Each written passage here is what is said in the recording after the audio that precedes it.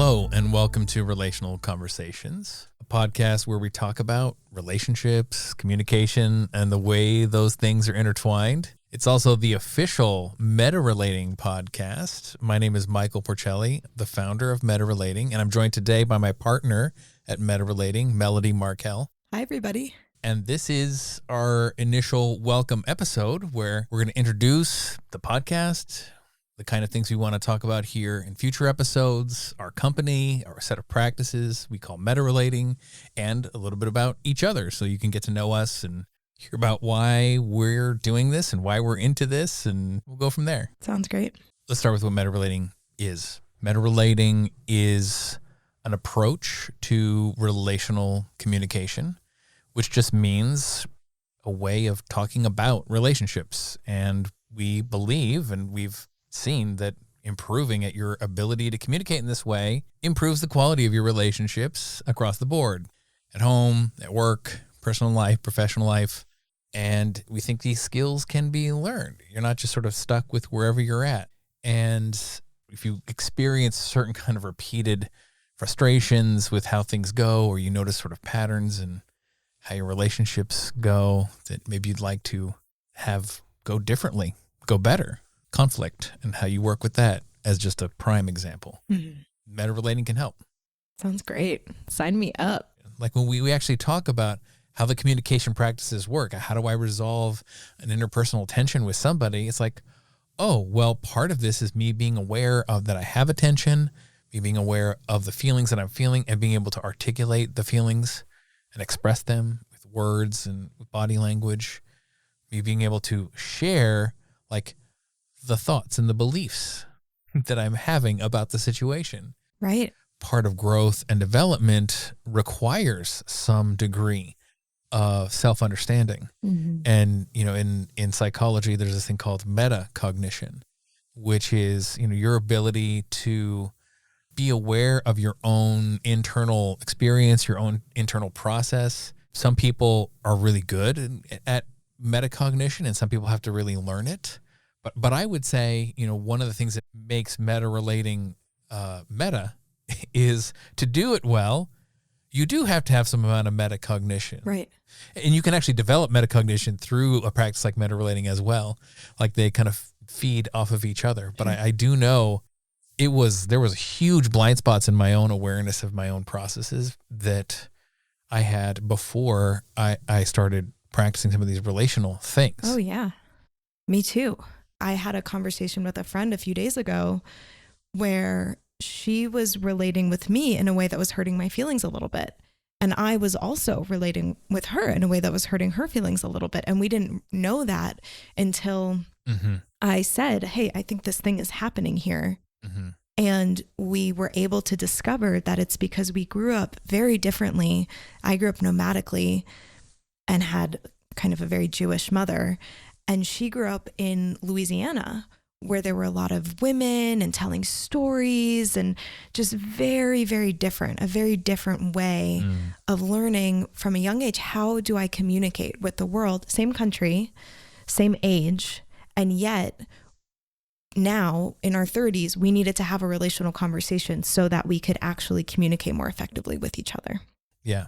I mean, this really comes down to no two people are perfectly identical. Even identical twins have for as many spooky things that are similar about identical twins, they are their own persons. Even brothers and sisters have a vastly different recollection of what it was like to grow up in their family system, same family system. Yeah, that's what makes life interesting, right? Life is interesting. Like if we were just clones, it would just be... But we'd be perfectly predictable. We'd be perfectly uninteresting to each other. And there wouldn't be any of the spice of life that comes from relationships. And so this idea that it's, it just comes down to the fact that people are unique and different. And we really have not learned relational communication very well. School certainly doesn't focus on teaching that, or most typical schools don't. And that is going to be the source of tension. Give me the person you get along with the best, or you've known the longest, or you feel the closest to, whoever this is.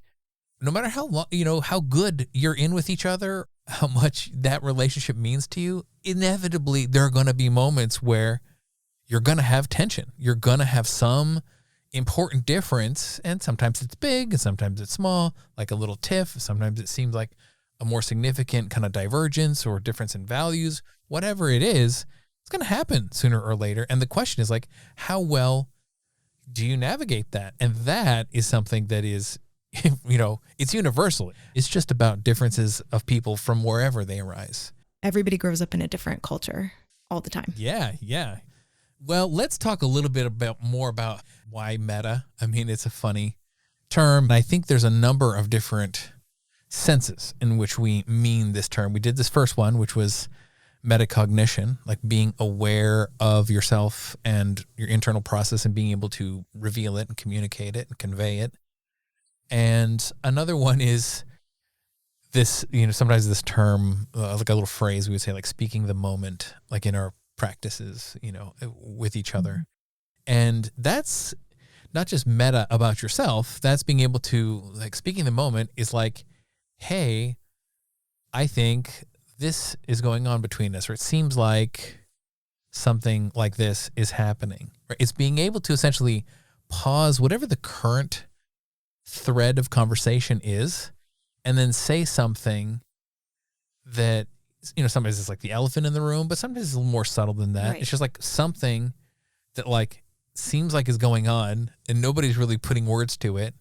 And then you're kind of like putting words to it. You're communicating about something that is happening between you that hasn't yet been verbalized. Right. Yeah. Like this idea of going meta, it's a little bit like taking the bird's eye view of the conversation rather than just being in the conversation and the content of it. It's a moment of saying, hey, wait a second, let's pause. Let's look at it almost from above and see what's actually happening here. What's going on in our dynamic, or what are we missing, or how can we do this better? Or wait, I said a thing a minute ago. How did that land for you? Because I'm not sure and I want to know, right? There's all these different things that can happen when we're actually willing and able to speak the moment, like you're saying. Right. And when that happens, all kinds of possibility open up. Sometimes you'd be like, oh yeah, that thread we were just talking about was boring for both of us, but we didn't realize it. So let's just do something else. Sometimes it can really enliven a situation. I can think of, sometimes it's like calling myself out. It could be like, I'm noticing I'm like talking a lot and I feel really enthusiastic. And I think what's kind of going on here is like, I'm trying to make a really good impression, but then I'm like not giving you enough space. And now I'm getting tired of myself, hearing myself talk, and I want to hear you say something. It could be something like that. Sometimes I'll just notice something going on with the person's face. Like they seem distracted or preoccupied, or I said something and then, and then I'm like, oh, maybe is that a feeling? Or like, hey, maybe you're not liking something I just said, but I don't know what it is. I'm curious, right? Like there is something connected to, speaking the moment and natural curiosity, or, just wanting to know what's really going on here, that feels sometimes risky, sometimes exciting, feels vulnerable. It can feel vulnerable. It may take some courage to do it. Yeah. Yeah. When I think of that, something it reminds me of is when somebody isn't necessarily being congruent, meaning a common one is if they say, I'm fine, but they're saying it really grumbly and kind of angry. I'm fine. Yeah. And that's not very congruent. And I have a choice in that moment of just taking them at their word that I don't really believe. And if I care about this person, I actually would want them to actually be fine. So maybe instead of just taking them at their word, I check in on it. I go meta. I say, hey, I notice you said you're fine, and maybe you are. And if you are, great. But I am wondering if that's really true. Right. And if you're really familiar with each other, you'd be like, you don't seem fine. You seem a little angry right now. Yeah. Yeah. I mean, it's so many places. I mean, I'm imagining like how many people have gone like on an app arranged date, right? Like, oh, let's meet up and do a thing. And then it just kind of goes badly. I mean, maybe not like in a horrible way, but it's just kind of like, wow, this is just kind of uncomfortable. We're definitely not clicking. This is very awkward. The conversation is stilted, right? And then, okay, thank you very much. Have a good night. And then, but imagine how it could have maybe gone different if somebody said, wow, this is just really awkward.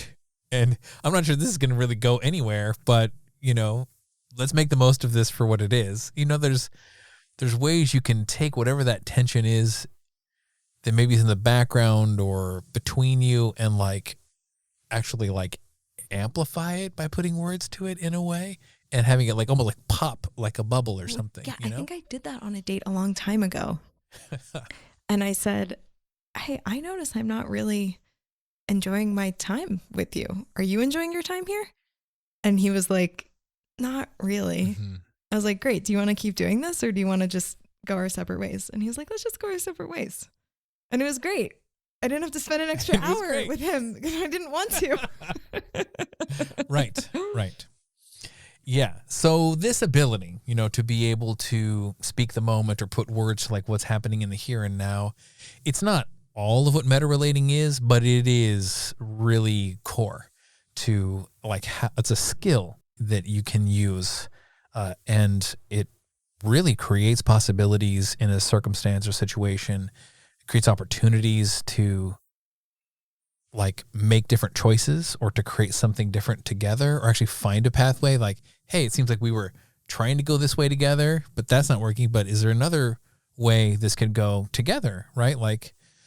Or maybe it's actually take a step back and let's just not waste each other's time and go home or something, let's do something else or do it some other time. Yeah. I do want to highlight something you just spoke to, which is that it's a skill. Yeah. I want to highlight that, underline that, exclamation point that, because I've also seen people do it in ways that seem rude and hurtful. Right. And there's an art to it. It's a skill. So there's a sense in which MetaRelating is a meta skill, Melody, and I know you've pointed this out in our conversations before, and I want you to talk about it a little bit more right now. Sure, I can do that. So this idea that there are different types of skills. And specifically there are two types of skills in this context. There are meta skills and there are specific skills. And specific skills are skills that aren't necessarily transferable to other domains. So, for example, if I'm a dancer, dancing, one could argue, is a specific skill. If I'm good at dancing, that's what I'm good at, dancing. But if I teach dance and I'm really good at teaching dancing, then actually that's a meta skill, because if I'm good at teaching dance, I'm probably just good at teaching in general. Any other skill that I might have, any other specific skill I might have, I'm probably really good at explaining it and getting my students on the same page and, all of what goes into teaching, which is different than the specific skill of dancing, even if that's the thing that I am teaching in the moment. Right. It has to do with how generalizable it is or how transferable it is into different contexts. Right. And so MetaRelating, here we are marketing it to professionals and organizations. And like we said at the beginning of this podcast, that's an effective way to make a difference in the world, to up-level our culture more generally. And it's so applicable across the board. I use MetaRelating or versions of it, just from my own background that we've already spoken to, every single day, every day, whether the person that I'm talking with knows that I'm using this meta skill or not. I've been working with these types of things for so long that I am pretty good, I would say, at weaving it into kind of normal everyday conversation. But it's so helpful for everything. And when my boyfriend and I are having an argument and it's not going anywhere, I will say to him, can we do MetaRelating now instead of what we were just doing for the past hour? Because we need help and MetaRelating will help us. And that's obviously not a business relationship. Right.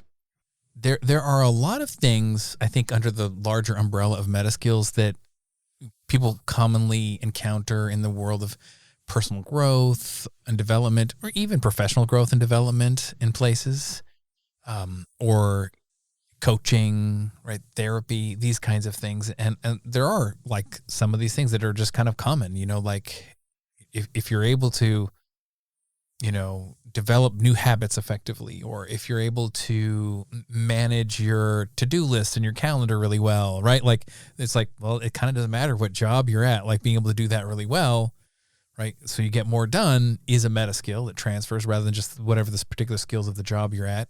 If you're a really great writer, that's also kind of a meta skill, because if you're able to write about a lot of things, you can transfer that across a lot of different domains.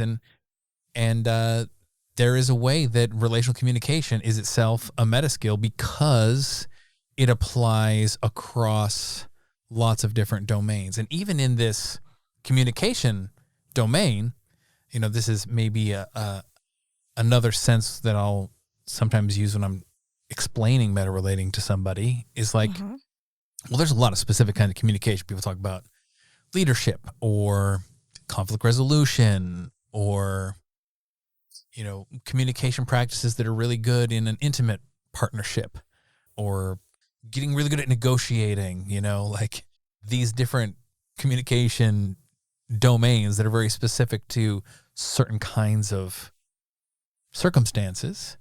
And one of the things that I think they all have in common is what I call like the relational core.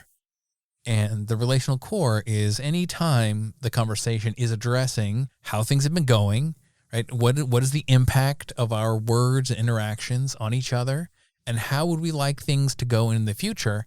You basically are having a relational conversation. Now, in these specific areas, like, how to be a greater public speaker or leader or mediator, those are sometimes become very specifically targeted skills. But I would say if you get good at relational communication, you will be generally better at all of these other kinds of communication skills, wherever the communication has an element where you're addressing the nature of the relationship, right? Like when two business people sit down and talk about, like, well, what kind of agreement or what kind of contract do we want to make between our two businesses here, right? They're defining the relationship in a way, right? What sort of relationship is this going to be? Right. So that's our big idea. You can learn relational communication specifically, and because of its meta nature, it will immediately transfer across all these domains where relational communication is a crucial element of what's going on. Yeah. And one other thing that I really want to highlight about meta relating is that it's a systematic approach. It's not amorphous. It's not woo-woo. It's not, hey, let's figure this thing out and see what spaghetti sticks on the wall. It's not like that. It's really beautifully designed, I would say. And that is not me bragging, because I'm not the one who designed it. Thanks, Melody.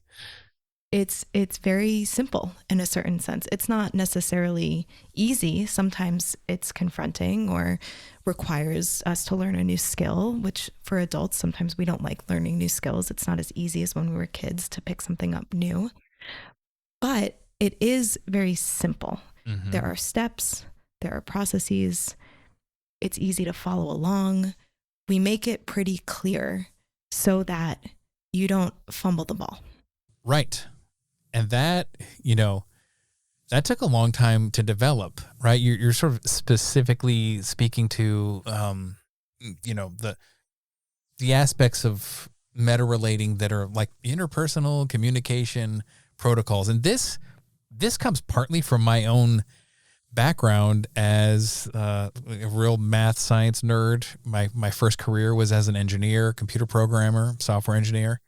And on the one hand, I think this was part of my background story is like why I kind of needed it, because like there were so many ways in which I was not able to pick up on social cues, or social situations would become awkward or difficult or confusing in ways that didn't make any sense to me. It was just like, hey, people are laughing and I don't know what the joke is, like I'm kind of oblivious to the impact I'm having on other people. But yeah, like there is something that, in my struggle to kind of figure this out, I observed pretty closely some folks who taught me circling and authentic relating specifically, where I use this kind of part of my brain, this kind of like sciencey nerd part of my brain, to really observe them carefully and to try to model them. And to some degree, they had enough metacognition to describe some of what they were doing and how they were doing it.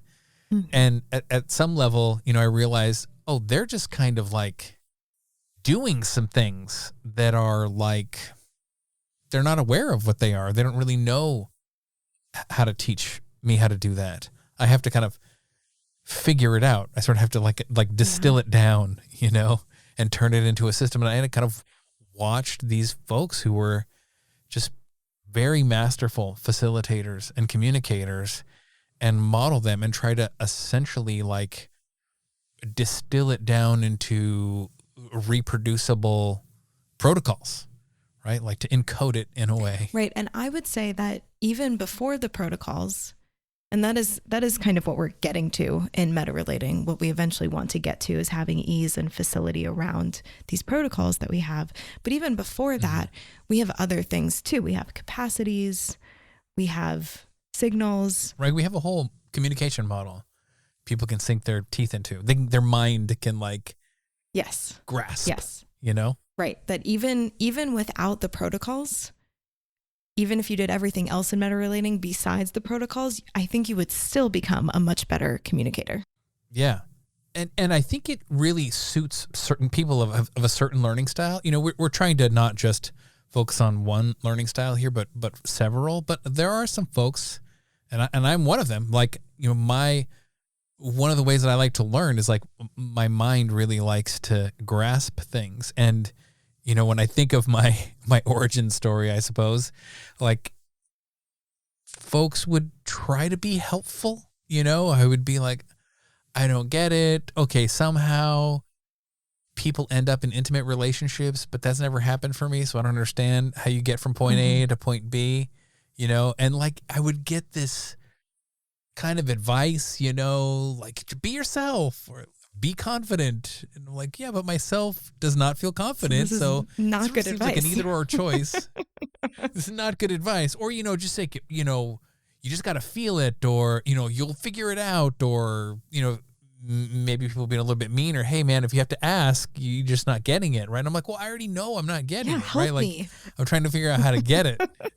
Right. And all the help I would get would be not that good, it's a trippy thing. And, to some degree, I think this is also because people out there don't really have a lot of metacognition about their own social skills, because a lot of it does kind of get picked up almost like automatically. And they don't have a lot of self-awareness. And in a way, like I didn't have a lot of self-awareness either, right? I was a very emotional and expressive kid, coming from a really touchy-feely home life, but in a way I had no awareness of what I was feeling. Like the metacognition was basically missing. So I was really oblivious in a lot of ways to the impact I was having on other people. And like when things, would be like, I really want things to go in a certain way. And when they wouldn't, I would just be like, I don't really get it. Like what's missing here? Like, what am I doing wrong? Right. And it was very hard for me to see. And like sometimes, I just needed to just fling myself into a circumstance or situation and fumble around and try to like see what I would learn. And that's one way of learning. And I learned in that way.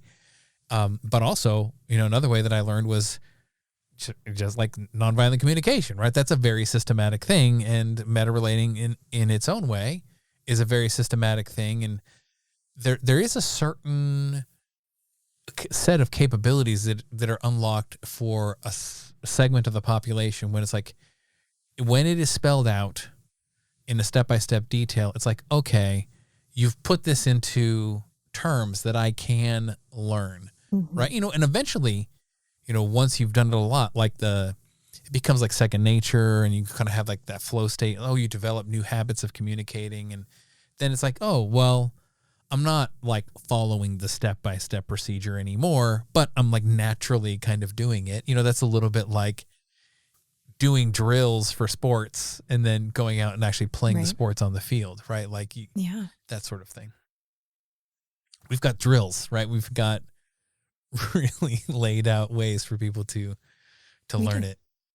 Which I think is really important because, as you mentioned earlier, we don't learn this stuff necessarily otherwise. It's not really taught in schools.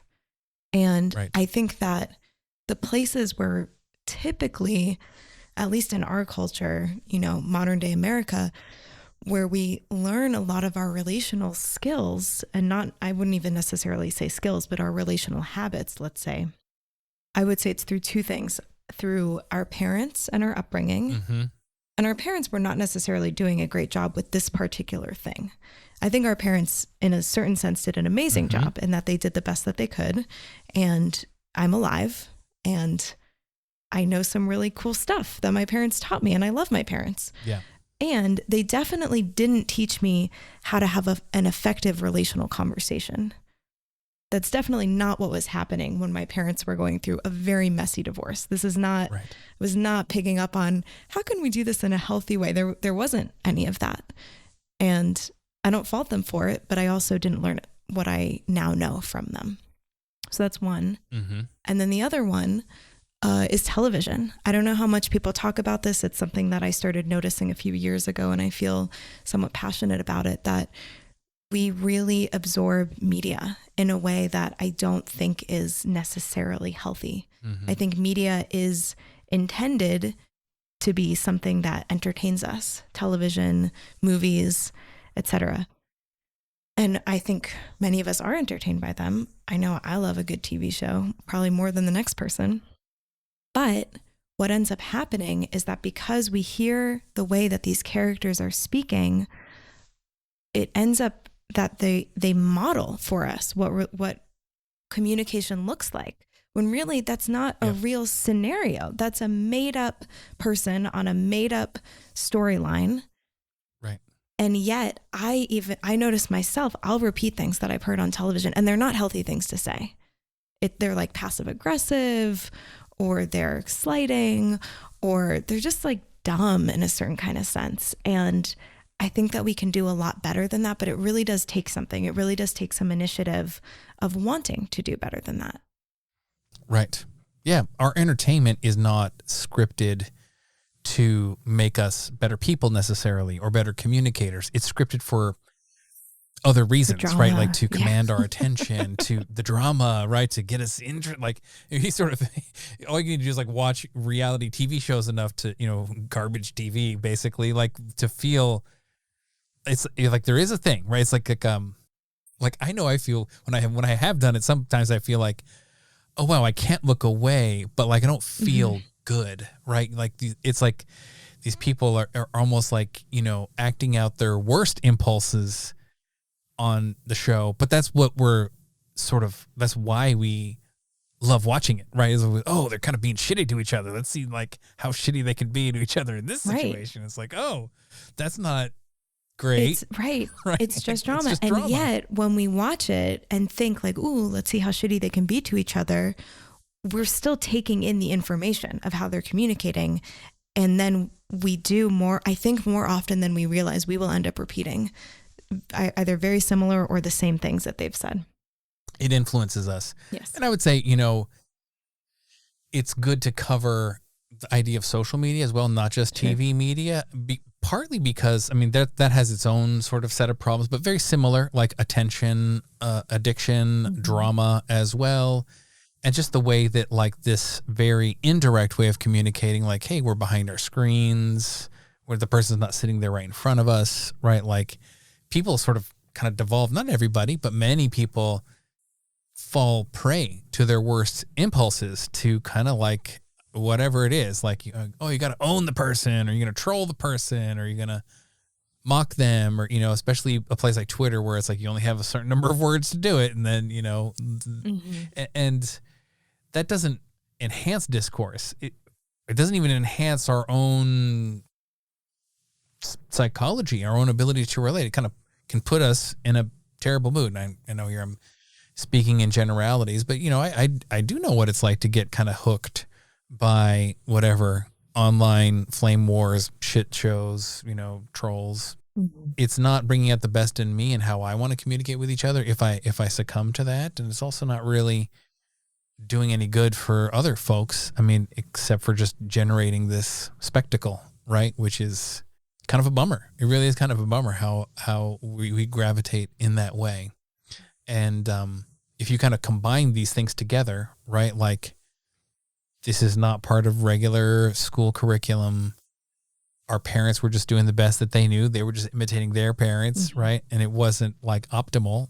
Some parents do a better job than others, but we just sort of model them and pick up on it. And then we're kind of fed all of these influences through media that are not really designed to make us good communicators. And then we wonder why the relational stuff gets so hard sometimes, right? And there's all kinds of weird bad, like ghosting, and I mean, there's all kinds of weird habits that people have acquired in the online world, which I think as a preview, I think it would be good to talk a little bit about technology mediated communication as a perhaps an episode topic we focus on here on Relational Conversations.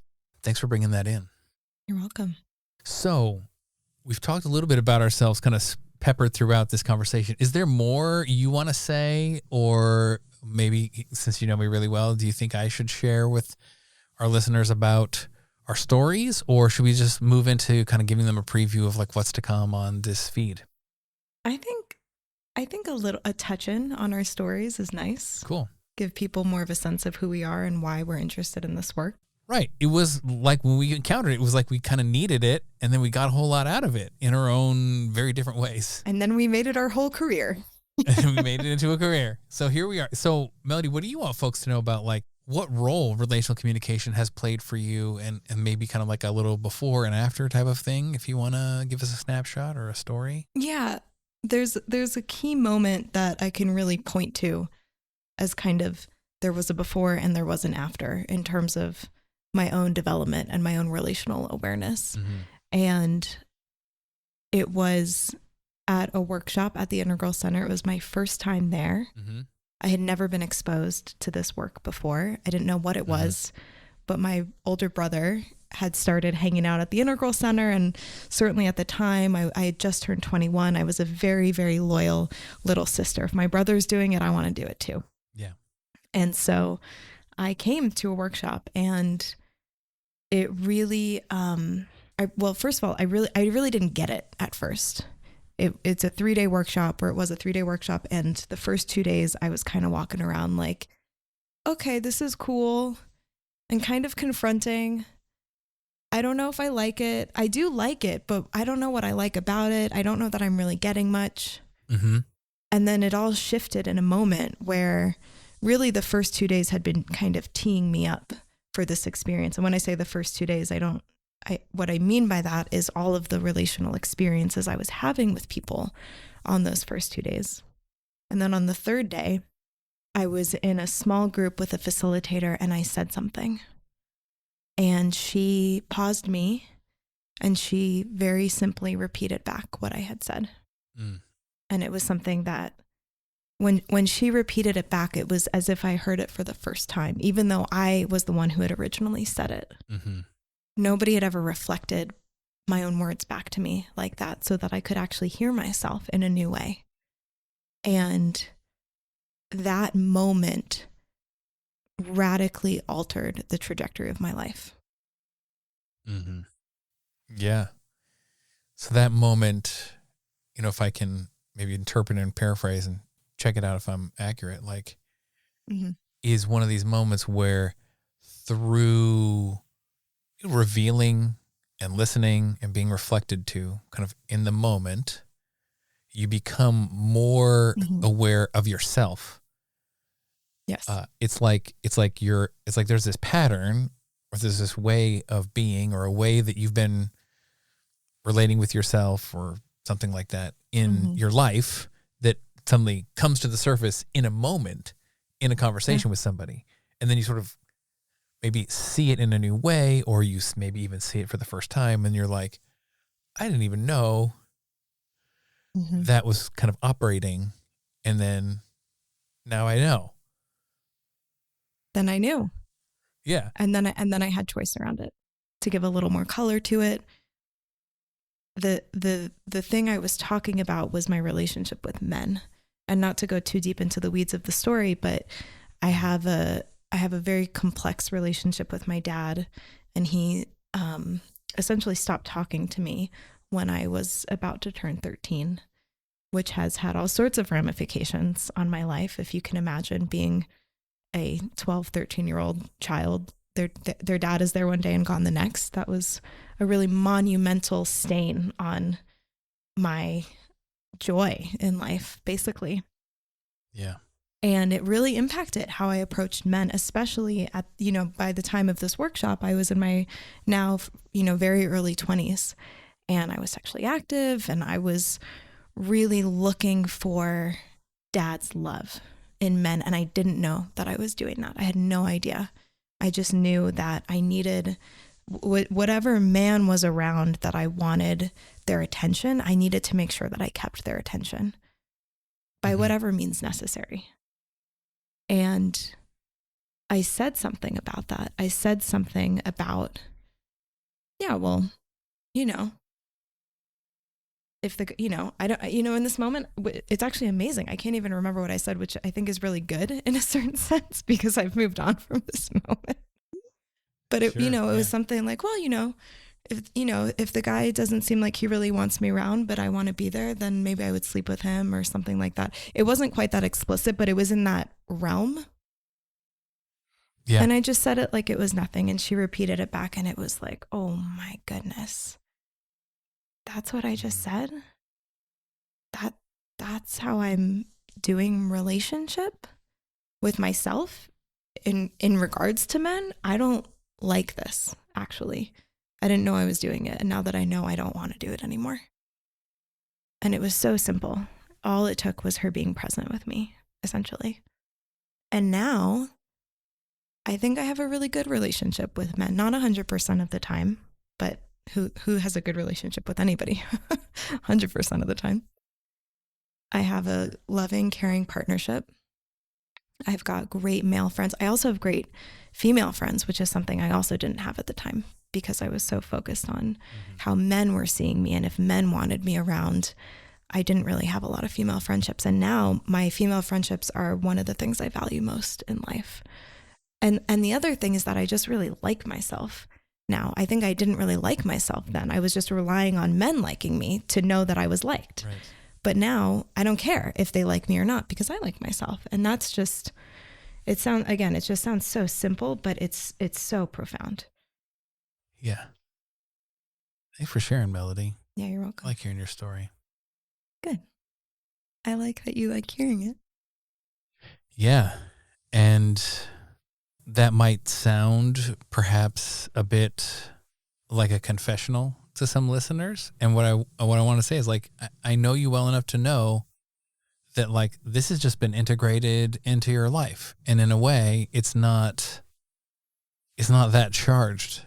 It's actually fairly easy for you to recount. Like, you seem like almost matter of fact in the way that you tell it.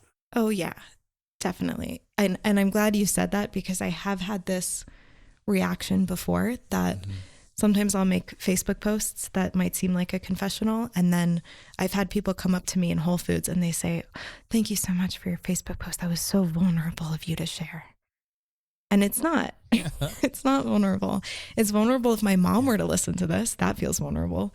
But as far as just being able to talk about this aspect of myself and my history, I have done a lot of work around it. And I feel very comfortable sharing about it, especially in the hopes that it might inspire others to continue to build their relationship with themselves, because it's just been so profound for me and for so many others.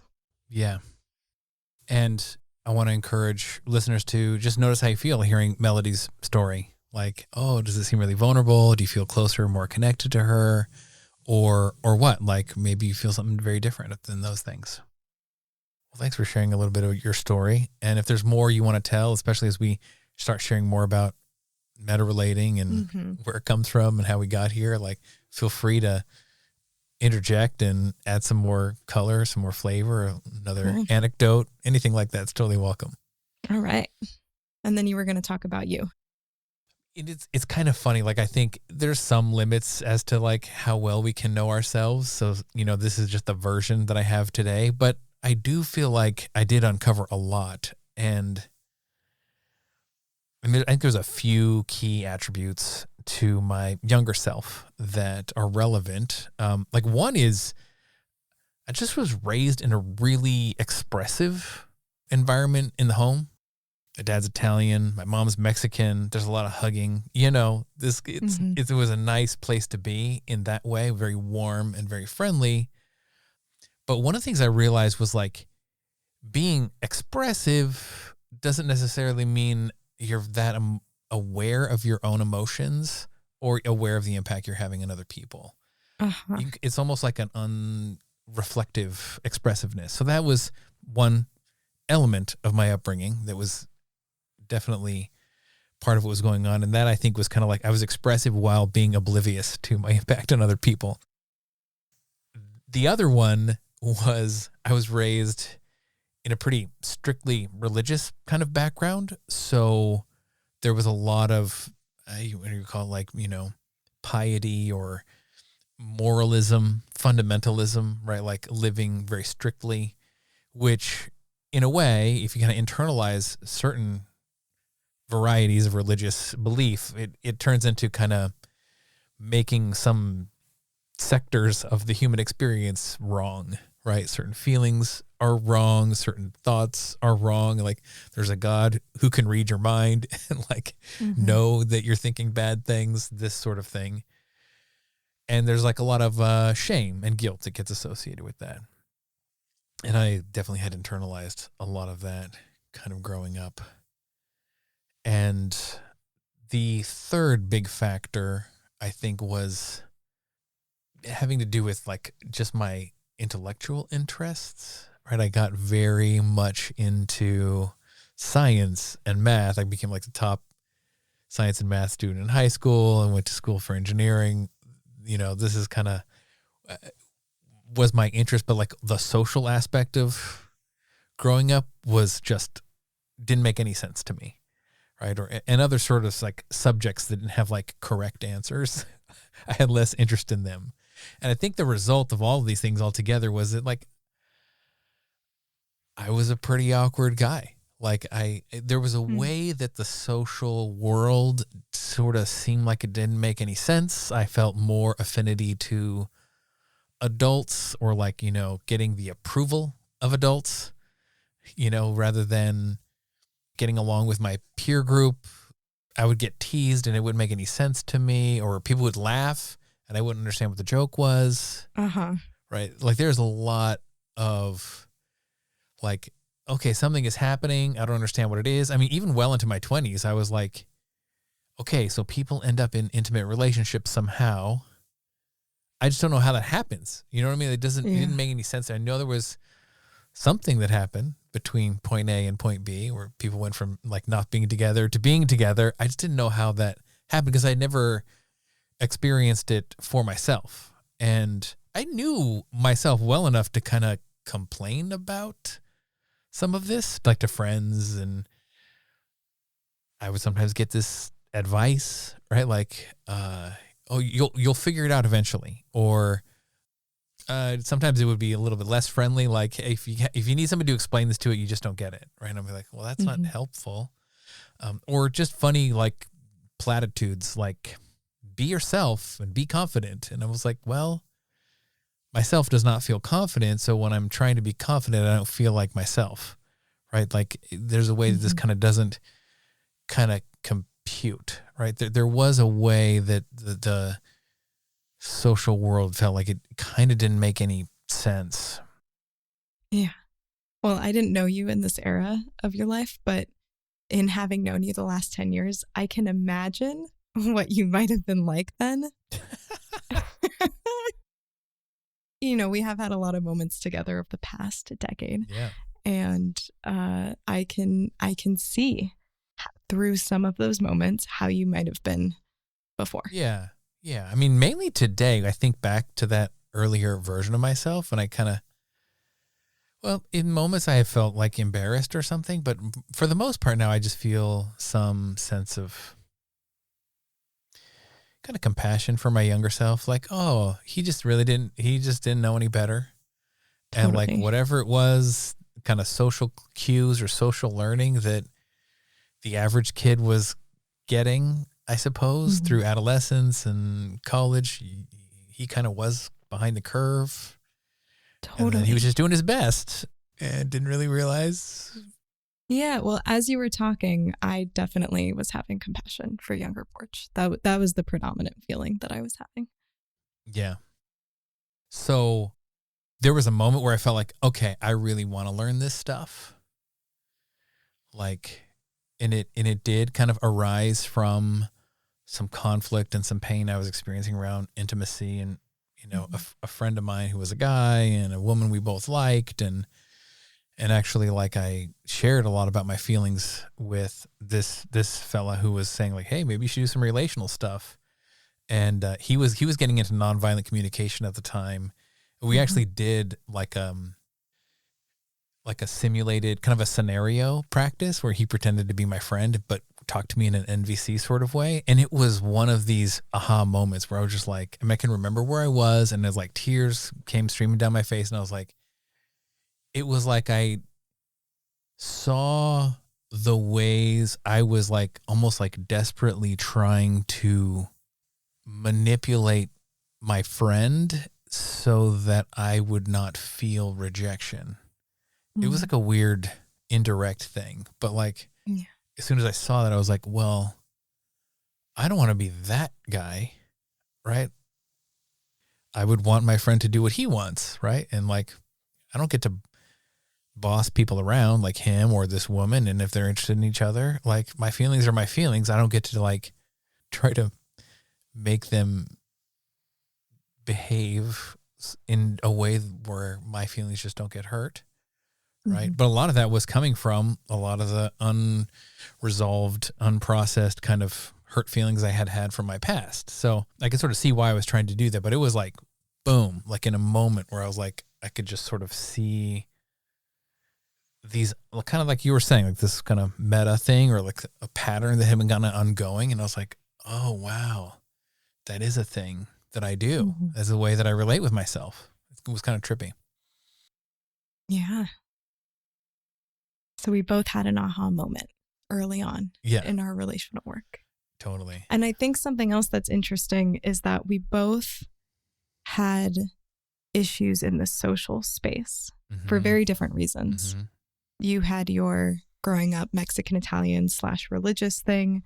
For me, I grew up nomadically. I was the new kid every single year in school. And we both couldn't quite figure out the social space. Yeah. So that's kind of part of what we do, right? Like, part of what we do is we reveal layers of more truth about ourselves or our past or what's going on in the present. And it might feel like a thing where it's like, well, I can't do that because ... They're not going to like it or they'll run away. And sometimes it's sort of surprising. Like there's a bit of a reversal or like an opposite sort of thing happens. Like sometimes I'll point this out. It's like a really funny Seinfeld episode where George Costanza decides to do the opposite of everything his normal impulses are, because his belief is like, hey, I'm basically a miserable failure in life. So whatever I intuitively feel like do is wrong. So whatever I intuitively feel like doing, I should do the opposite. And he walks up to this woman. He's like, well, I normally wouldn't walk up to this woman. Okay, I'm going to walk up to her. And he's like, okay, this is not something I would say. And he's like, says, my name is George. I'm out of a job and I live at home with my mom. And the woman goes like, really? And then he like, for some episodes, he ends up dating her. And it's kind of hilarious, but there is something a little bit about that. Like if your beliefs about the way things are in terms of like the social world or the relational world are really fixed and you've never really questioned them, it can sometimes feel like you're sort of having to try to do something like the opposite of what your intuition tells you to do just to see what would happen. And then oftentimes what will happen is like the opposite of what you expected to happen will happen.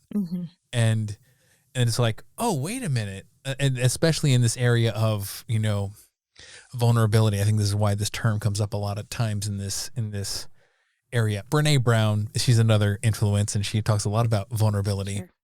We don't really realize sometimes that sharing the truth of our stories, even though it might on some surface level say like, well, then I'm going to sound like a bad person, or I'm going to sound like a weak person, or I'm going to sound like a flawed person in some way, and people aren't going to like it.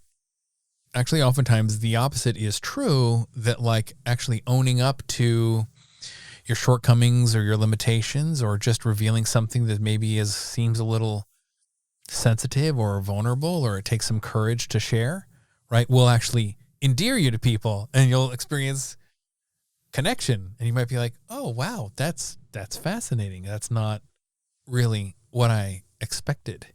And these sort of like personas that we present in the social world, like, oftentimes it's like, oh, I'm trying to either be really impressive so people really like me or give me what I want, or I'm trying to kind of like blend in and be nice and not rock the boat at all so that like nobody will be mad at me for anything, right? These are often two strategies that most people are familiar with in one context or another. Those things are kind of deadening, right? They're not the real you. It's kind of funny. Like I thought about, how I was sometimes at social gatherings.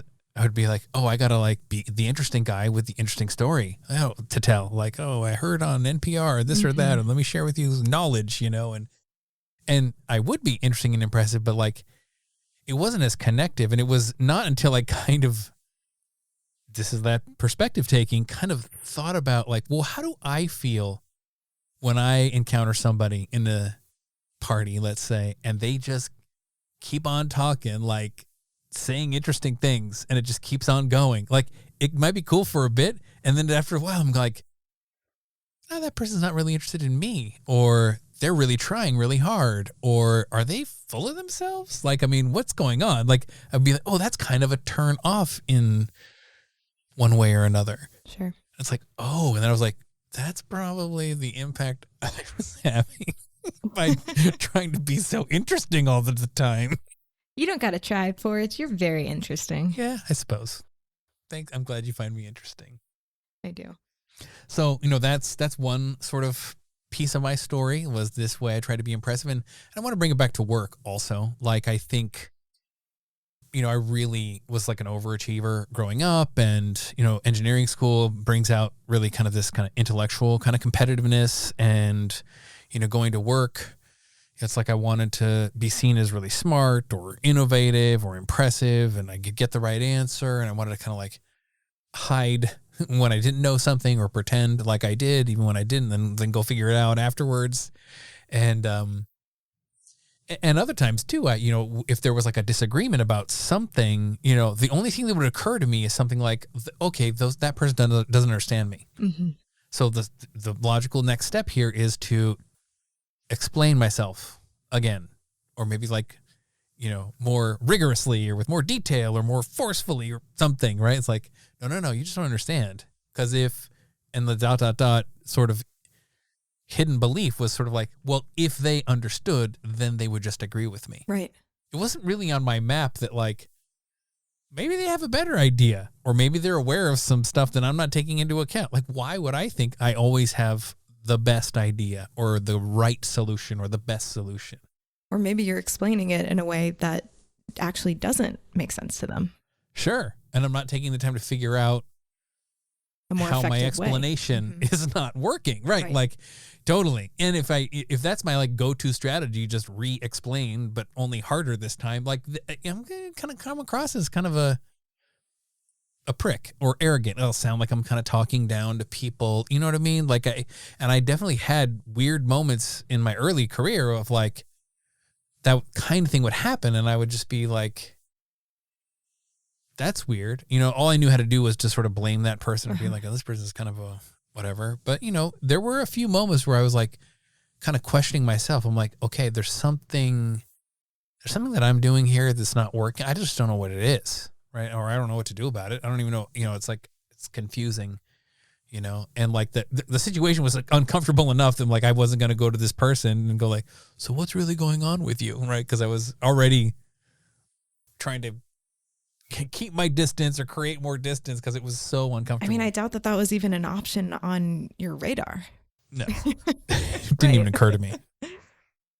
Yeah, and I sort of wonder how often in the workplace this kind of like missed connection happens, not because people are jerks, they just end up acting in jerky ways because it's like I suppose there's a certain kind of like cognitive bias, right? So it's like the perspective is like, well, my perspective is my perspective. And so like, that's all I kind of know. And all I really know how to do is try to get people on board with my perspective in a way that like assures me that, cool, my perspective is good or something. And then that's the only sort of social move, right? Where like sort of being right is sort of the most important thing, you know, or at least that's how you kind of come across. It's like, oh, this person's sort of a know-it-all, or this person is always trying to win arguments, or this person is, and I think I was that person in some cases. And I think it was really limiting in terms of my professional development and career.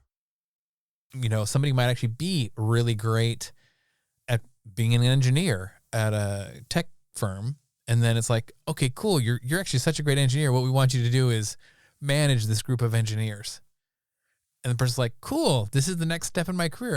And then suddenly there's just so many people issues and communication issues that are part of the territory of managing engineers, and like so much less technical stuff than you were doing. And you're kind of like, this is an entirely different thing, right? Like it's an entirely different skill. It's an entirely different skill. Yeah. And then sometimes people get like, screw this. I want to just go back to being an engineer. I don't want to be a manager. I mean, I've known people who have done that particular pathway, and then I've known other people who kind of like embrace it and they go like, okay, right, this can be learned. And then they end up going through a phase of developing leadership qualities, the ability to give feedback effectively, the ability to manage conflict or to mediate conflict amongst team members. And it's like, all right, this is a kind of a facilitative skill. It's a very much a socially oriented skill. And yeah, this is where MetaRelating kind of comes in. Whatever that growing edge is, the relational aspect or the social aspect to it can be cultivated. Yeah. I suppose the after picture for me is, I mean, I've just completely changed how I interact and relate with folks, and then some different other ways I can express like some humility about my own point of view, or curiosity about other people's point of view, or if something is not getting across, ways I can, get curious about what's really happening here, ways I can create a shared understanding of where we're agreeing and where we're disagreeing without having to like be right or win or blame. Those are kind of two of the things that kind of come up very often that have relationships not go so well. Right. That's a big part of my story, my origin story for here. I mean, there's a whole lot more I could tell about intimate relationships, but I think I already referred to that. And yours was a great story about intimate relationships that I really liked. I think one thing I want to say is that I wouldn't necessarily have chosen what happened for me with my dad, etc. And I don't know if you necessarily would have chosen having had those experiences in your earlier professional career. Mm-hmm. And yet I feel so grateful for them in a big way, because I really like myself now. I really like you now too. You're one of my best friends. And I definitely wouldn't have gone towards this work if it weren't for earlier challenging experiences that I had where I needed something like this because things were not going very well. Mm-hmm. And if things had been going well enough, then I think my life would have been kind of well enough. And as it is, I think my life is fantastic. Yeah. Cool. Well, enough about us for now. Let's talk a little bit about what people can expect if they tune in for more relational conversations here with me, with you and me, with other guests. Great. So we're definitely not going to be able to preview everything, but I want to maybe do a couple of core topics. How does that sound? Sounds good. one kind of core topic we've talked about here is like authenticity, Mm-hmm. right? And the ways that expressing yourself authentically can feel risky or vulnerable. It sometimes takes courage and it can feel uncomfortable, but oftentimes it creates more of what you want to have an experience in your life. And I think authenticity is not a complete picture, but it is a significant pillar in what we do. And I think it'd be great to have a conversation with you where we really dig into that as a full-on topic. I would love to have that conversation with you. And I also love that you mentioned vulnerability in basically the same breath as authenticity, because to me, they are so tied. I find it hard to have a conversation about authenticity without referencing vulnerability, especially where we're at now as a culture where it seems to me like there's a paradigm shift, especially in terms of leadership, where it used to be that people wanted infallible leaders. They wanted the guru. And now people want the person, who has flaws and who has a past that is littered with mistakes or learning opportunities or whatnot. And that's what really, for me, I don't like working with people if they're not authentically kind of owning who they are. Totally. Yeah. And I want that for everybody. I mean, I think when we're authentic in our relationships, it makes for better relationships. I agree. And I think there's also limits to this. I mean, this is one of the interesting things about any of these things. They can all become like too much of a good thing, right? If you're only focusing on authenticity and I want to be authentically self-expressed all of the time, right? You're missing out on some of the other important things like empathy, which is another big topic that we're going to cover, like your ability to both vibe with somebody and feel impacted by them, and your ability to kind of take on their perspective and see things from their point of view, right? This is one of those things that, a lot of people think of empathy as like a good thing and a good thing for relationships. And in a way, it sort of stands not necessarily as an opposite of authenticity, but as a kind of in a dynamic tension with authenticity. Maybe. In some ways. I think I'm authentically empathetic a lot of the time. Sure. Yeah. Well, I mean, this is rich territory. Like, in what sense, right? Like, do we mean the word authentic and the word empathy? In what ways can they coexist totally just fine? And in what ways does it seem like a trade-off between the two of them? Sort of depends on what we mean by those words and how we experience those qualities. I love it. Let's record it right now. I'm kidding. Yeah. Well, there's a whole lot more we can talk about in terms of, relational practices, the kind of qualities of, you might say, character or virtue or capacities that we have that we can bring forward. And I think we kind of focus in on like, common pitfalls and, where and when sort of like, we go off track, like, like too much of a good thing or that sort of thing. Mm-hmm. Something that came up for me early on was maybe a little bit more of my story here as well, was like, if it was like personal growth, like, hey, I'm going to, learn how to do the yoga sequence better, or I'm going to, meditate more often or longer, or I'm going to make my personal productivity system way more efficient. Like, all of those things sort of seem like, okay, cool, that's a thing. It's kind of a meta skill. I can get better at it. It will make me a better person. It will make me more effective at the things I want to do in life, or it'll put me into a state where I'm just enjoying life and more fulfilled. And the idea that I could apply this same idea, like intentional practice and improvement in the areas of relationships, like, I actually sort of found that idea offensive to begin with, right? Like, wait, no, like, people should like me for who I am. And like, I'm just compatible with some people and I'm not compatible with other people. And that's just the way that it is. And if I try to like get better at relating or relationships, then that's just going to mean I'm like, getting better at manipulating people into doing what I want or something, like who otherwise just wouldn't like me for me, who I already kind of am. It was a funny thing. Like I totally resisted. I even had a friend who was like, hey, have you looked into this stuff around like communication and dating advice or relationships or what? I was like, no, I don't want to do that. I figure I would just like, lose more weight or something, and then it just would all happen or something. It was a weird state to be in, like to be resisting the idea that relational capacities can be developed. So maybe, folks who are listening are encountering something like this in their own experience, right? Like the idea that applying growth or development or progress to the area of relationships, they may feel comfortable applying those ideas in other places, but not in the area of relationships, right? That in and of itself might be something to dig into, something to kind of question.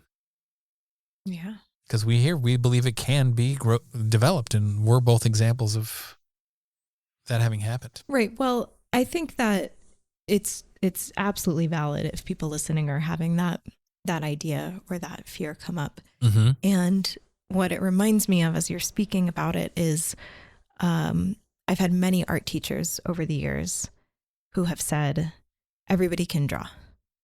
If you can pick up a pencil, you can draw. Or same with voice teachers. Everybody can sing. If you can talk, you can sing. And other students saying, no, I can't. I'm a terrible singer. I'm a terrible drawer. I can't do that. Look at my doodles. Listen how I sing happy birthday when it's my friend's birthday. Like, this is not going to work. Yeah. And it's just a matter of learning how to do it. And sure, some people probably have more natural affinity for it, like some of the people that you referenced earlier on that you would try to learn from, and they would say, well, just feel it, man, or you'll know it when it happens, right? They might have more of a natural affinity for it, but everybody can do it. Yeah. And it doesn't mean anything about myself or where I was before. All it means is that I learned a new skill. I learned how to draw. I learned how to sing. That's it. Yeah. Yeah. So I hope this sounds good to a lot of people out there. This kind of down to earth, practical point of view, right? It's not magic, right? It's not suddenly like becoming some kind of charismatic person, although you might develop charisma, or you to somehow leave behind who you are and become somebody totally different. And you're like, I don't want to do that. Like, I mean, there are probably aspects of yourself that you will change, and there's other aspects of yourself that you won't. But I think in the end, like the important parts of who you are and how you relate with yourself will remain intact. I mean, this is not become a different person just so that people will like you because you don't think people like you right now or something. Well, I think it's not about becoming a different person at all. It's about becoming who we really are, in a sense. Yes. It's about removing the layers of history that we've carried around with us. Like in my story about my dad, it wasn't that anything got added. It was that something got removed, that I need to relate to men in this way, which I didn't have before the thing that happened with my dad. Yeah. There's no reason I would have. So it's almost like returning to my true nature more than trying to become a different person. Totally. And if that sounds like a little too woo or a little too much like you just got to feel it, then, hey, we have protocols, we have processes, we have step-by-step procedures. A systemic approach. We have things we have a systemic approach, and that's our way in with MetaRelating. And we'll talk a little bit more about these really particular aspects of it and how you can develop your relational skills here on this podcast. All right. Is there anything else we really need to say? I imagine I could do my own sort of outro.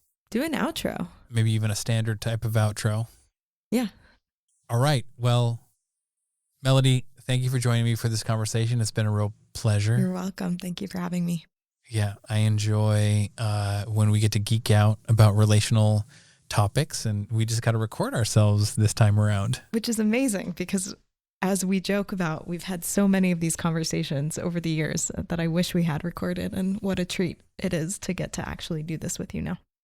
Yes. And I want to invite those of you who have listened to us up until this point and feel interested in finding out more, you can find us at MetaRelating.com. Tune into this podcast feed, Relational Conversations, wherever you get your podcasts, and stay in touch. There's a lot more good stuff coming up. Thank you for listening. Thanks for listening.